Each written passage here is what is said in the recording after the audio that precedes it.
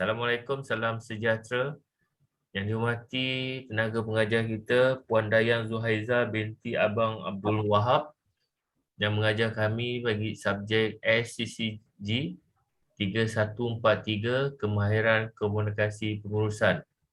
Kami daripada UUM MIRI, batch Oktober 2018-2023. Tajuk pembentangan kami pada hari ini adalah berkaitan dengan konflik dalam organisasi. Terlebih dahulu, saya memperkenalkan ahli kumpulan kami yang terdiri daripada saya sendiri, Abi Sarwan bin Haji Abu Bakar, nombor metrik 266878 dan bersama saya, Encik. Saya Daniel Izzuan bin Abdul Qadir, nombor metrik 265883. Dan saya Khairul Aini binti Jamaluddin, nombor metrik 265964. Ini adalah ahli kumpulan kami, terdiri daripada 3 orang saja. So, kita akan pergi kepada slide yang pertama berkaitan dengan konflik dalam organisasi. Apa itu konflik dalam organisasi? Konflik merupakan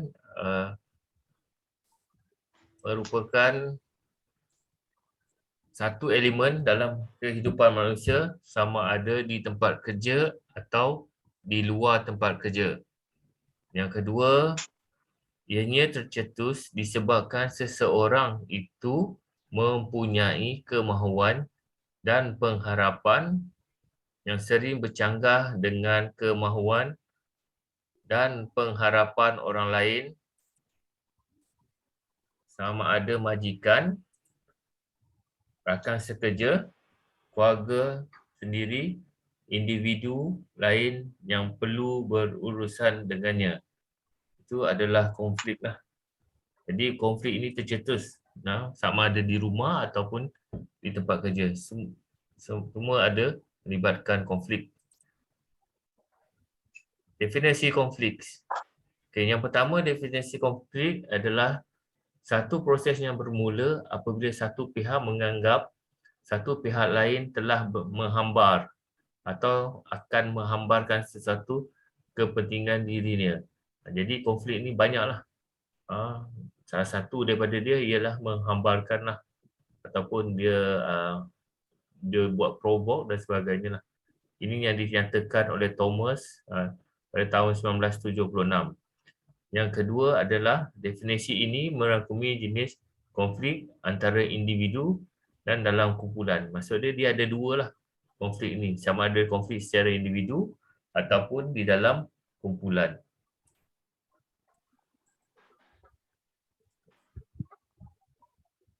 Terdapat 3 jenis konflik. Yang pertama adalah konflik diri. Yang kedua adalah konflik antara manusia iaitu interpersonal, dan yang ketiga adalah konflik berpasukan.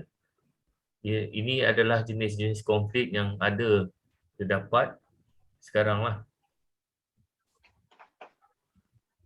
Yang pertama, apa itu konflik diri? Konflik ini bersifat pendirian atau antara diri sendiri dalam tugas dan kehidupan harian. Anda perlu mempunyai keputusan yang melibatkan banyak alternatif. Jadi untuk konflik diri ini terdapat juga tiga jenis konflik. Yang pertama, kita ataupun anda terpaksa memilih antara beberapa alternatif yang bersesuaian.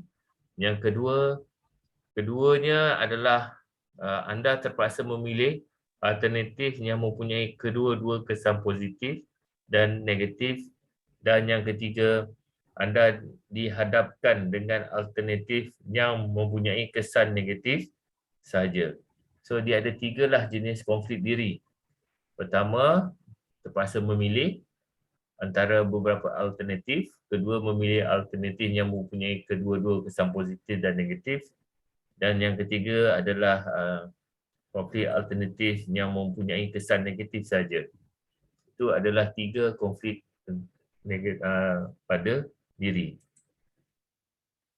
Manakala konflik di antara manusia juga terdiri daripada 3, yang mana konflik pertama adalah konflik antara manusia boleh berlaku di mana-mana sahaja, terutamanya di tempat kerja. Ini memang mana-mana tempat ataupun mana-mana jabatan tetap juga akan berlaku konflik.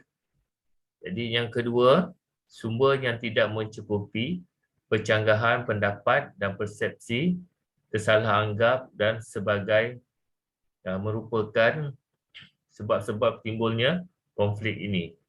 Dan yang ketiga, berlaku di mana terdapatnya hubungan manusia, terutamanya apabila mereka perlu berkomunikasi dan bekerja bersama untuk mencapai matlamat yang sama tetapi berlainan peranan, tanggungjawab dan keperluan.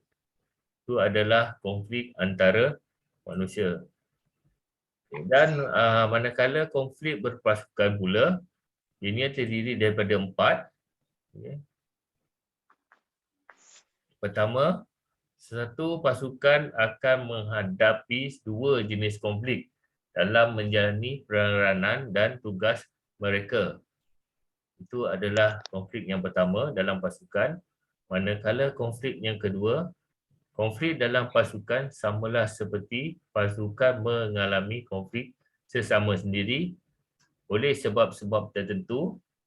Dan yang ketiga, konflik berpasukan perlu dititik berat dan diurus dengan baik demi kebaikan dan peningkatan prestasi pasukan dan organisasi.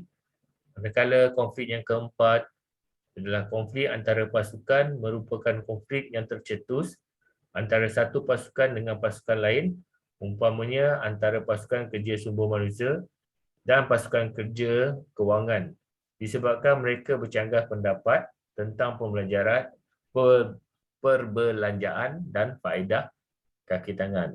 Itu adalah jenis-jenis konflik di dalam pasukan. Dari itu saya akan serahkan pembentangan lain kepada Encik Daniel Izzuan.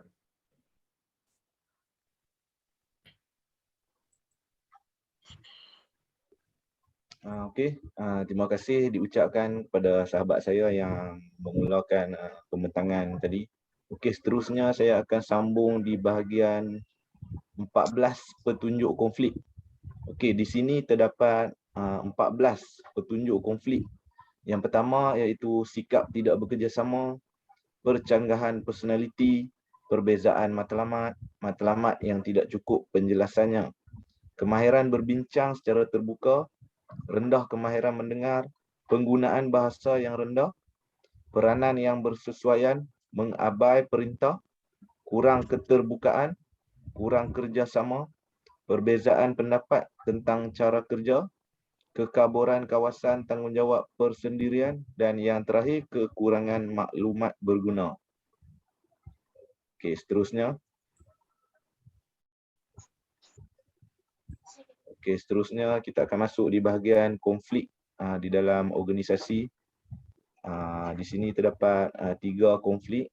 Yang pertama iaitu koordinasi dan kawalan. Pekerja berbeza peranan tetapi mengharapkan pertolongan atau perkhidmatan antara mereka atau kawalan terhadap kemudahan seperti alat pandang dengar, iaitu prosedur untuk mendapatkannya terlalu rumit dan panjang. Seterusnya yang kedua, kekurangan sumber. Pekerja atau pasukan bersaing untuk mendapatkan sumber ini untuk keperluan tugas mereka. Yang ketiga, konflik di dalam organisasi iaitu autonomi tugas dan membuat keputusan. Iaitu banyak masa diberi kepada pekerja dalam melakukan tugas mengikut kepintaran mereka akan memberi kesan kepada konflik berkonstruktif. Ini disebabkan oleh pengeluaran pendapat berkreatif kerana pekerja berpeluang membentuk cara sendiri apabila kebebasan meningkat dan strukturnya menjadi rendah. Okey, seterusnya. Okey, kita sambung di bahagian konflik organisasi. Yang keempat iaitu komunikasi. Matlamat kurang jelas, kepercayaan yang rendah antara penyelia, pekerja atau antara bahagian. Okey, yang kelima iaitu peranan dan pergantungannya yang tidak jelas. Iaitu pekerja tidak diberitahu kawasan tanggungjawab tetapi menerima teguran kerana tidak menyelesaikannya. Ini merupakan salah satu konflik yang berlaku di dalam organisasi. Okey, seterusnya.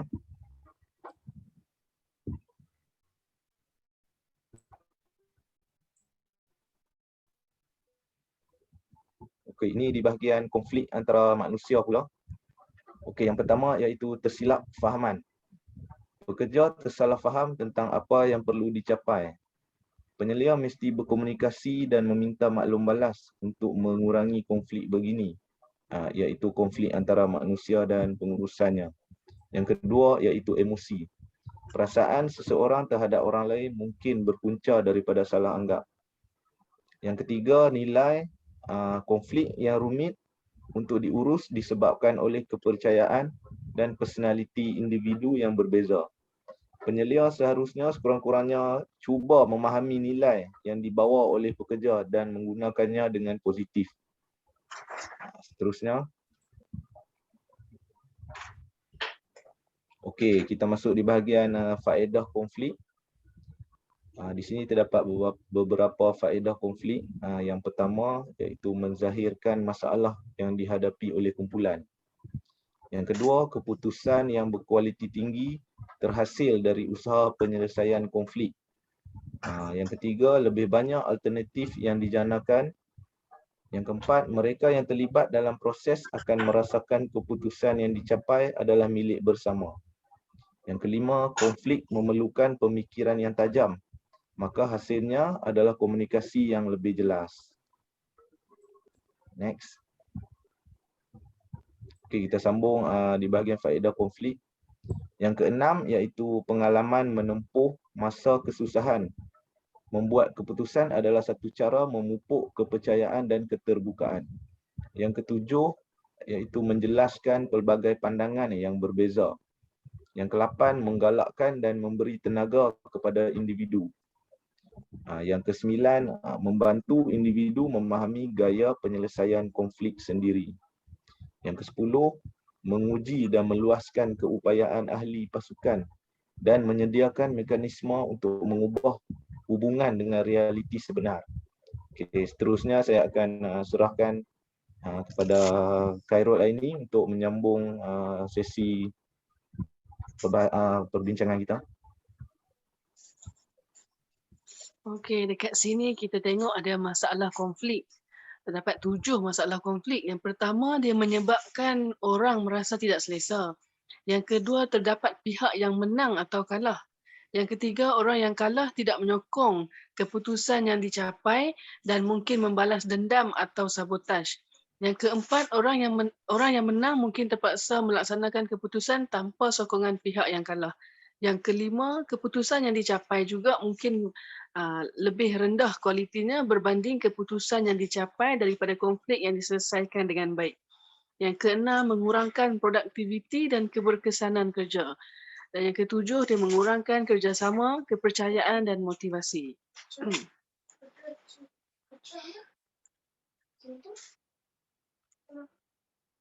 Okey, dekat sini kita boleh tengok tekanan dan konflik interpersonal. Dia ada 5. Yang pertama, tekanan secara amnya adalah perasaan tertekan yang dialami oleh manusia dalam kehidupannya. Yang kedua, kehadiran tekanan di tempat kerja tidak boleh dinafikan dalam kebanyakan kerja. Tinjauan telah dibuat oleh Persatuan Nasional Wanita Bekerja mendapati 1/3 daripada responden melihat tugas mereka membawa tekanan sementara 62% merasai tugas mereka agak menekan. Yang keempat, apabila tekanan meningkat, ia boleh mempengaruhi emosi, proses pemikiran dan keadaan fizikal. Dan yang kelima, bila tekanan menjadi tinggi, pekerja membentuk pelbagai penunjuk tekanan yang boleh menjejaskan prestasi dan kesihatan. Kadang-kadang penunjuk tekanan juga akan menghalang kebolehan pekerja menghadapi persekitaran.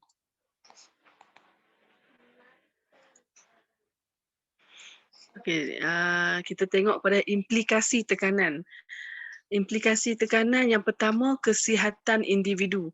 Kesihatan individu ni dia cuba kurangkan tekanan ke peringkat yang paling rendah sekali supaya orang yang menerima tekanan boleh menghadapinya tanpa disorder. Yang kedua, pihak pengurusan perlu berprihatin dengan persekitaran perhubungan pekerja dan mengambil tindakan yang sewajarnya sebelum pekerja terlibat membawanya ke tengah untuk mendapat ganti rugi dan sebagainya. Yang ketiga, kebanyakan syarikat tidak mahu imej syarikat rosak terutama sekali oleh tingkah laku atau perbuatan yang tidak bermoral dan beretika di kalangan pengurus atau pekerja atau lain-lain ahli dalam syarikat itu sendiri.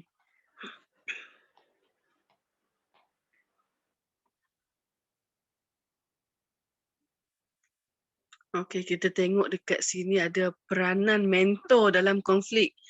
Okey, yang pertama penasihat. Penasihat ni menasihati dan membantu mentee dia tersebut memahami konflik yang sedang dihadapi dan melengkapkan diri dengan strategi untuk menangani sendiri konflik tersebut. Okey, pemudah cara. Okey, ataupun facilitator. Boleh membantu memudahcarakan proses penyelesaian tetapi bukan menyelesaikan masalah atau konflik tersebut. Yang ketiga, pemberi kuasa, empower. Ada kalanya mentee cuba untuk melepaskan beban menyelesaikan konflik atau masalahnya ke atas anda, namun bersedialah untuk membantu atau empower mentee untuk menyelesaikan masalah itu sendiri. Yang keempat, kaunselor. Kaunseling bertujuan dia menjelaskan kedudukan individu atau pihak yang mengalami tekanan atau konflik melalui penerokaan, perasaan, pendengaran, rumusan dan perbincangan secara terbuka. Okay, kemahiran mentor dalam konflik. Yang pertama, mendengar. Yang kedua, menyoal ataupun guna soalan terbuka. Yang ketiga, memberi keyakinan. Yang keempat, dia mencermin kata-kata. Yang kelima, meneroka masalah itu sendiri. Yang keenam, menggalakkan komunikasi. Yang ketujuh, membimbing. Yang ke-8, memperjelas. Dan yang ke-9, mentafsir.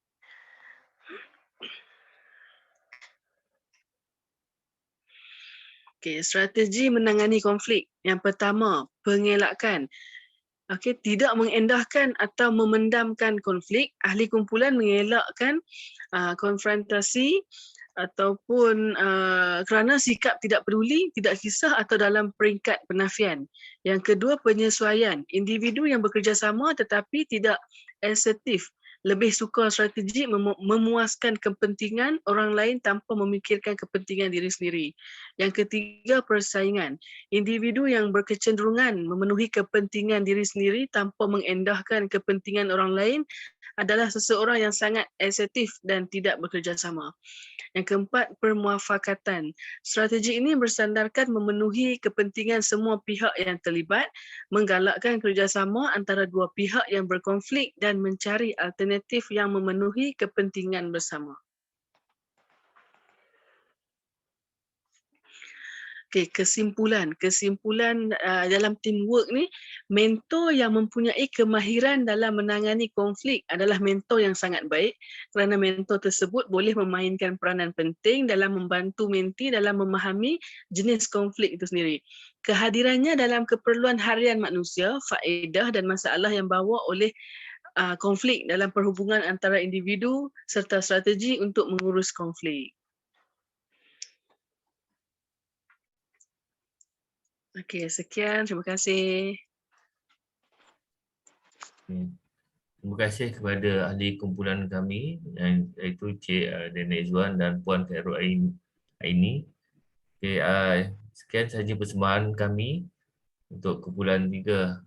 Mungkin ada apa-apa nak disampaikan oleh ahli kumpulan kami, Cik Daniel dan Puan Khairul Aini, bolehlah patah dua kata untuk kita punya lecturer lah, Puan Dayang. Daripada saya tak ada apa, cuma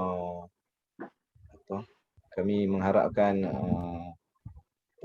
presentation daripada kumpulan kami ini akan dapat memuaskan hati pensyarah kami iaitu Puan Dayang sendiri, dan yang lain saya rasa tak ada apa dah. Sekian, terima kasih. Puan Khairul, ini ada? Ya, sama juga. Saya nak terima kasih kepada lecturer dan juga tim kita ni. Okey. Itu saja. Okey, terima kasih. Jadi last Okey. sekali daripada saya, sekali lagi saya ucapkan terima kasih kepada tenaga pengajar kita Puan Dayang kerana mengajar kami bagi subjek SCCG 3143 komunikasi ini, dan kita minta dihalalkanlah segala tunjuk ajar yang diajar pada kita lah sebagai pelajar dewasa. Okey, itu saja daripada saya dan kumpulan saya. Sekian, terima kasih. Assalamualaikum warahmatullahi wabarakatuh. Waalaikumsalam.